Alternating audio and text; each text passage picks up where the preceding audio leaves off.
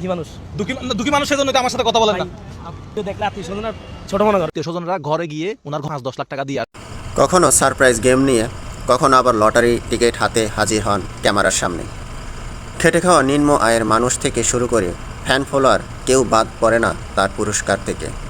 মানুষের মুখের ফোটানো হাসি যেনই তার নেশা, যে নেশায় পড়ে সাধারণ ঘরে থেকে থেকে হয়ে ওঠা মানুষের ভালোবাসার প্রিয় মোজাহের ভাই। একজনের মুখের হাসির কারণ হতে পারে যে কতটা তৃপ্তিদায়ক, তা মোজাহের ভাইয়ের কন্টেন্টগুলো না দেখলে বোঝা যায় না।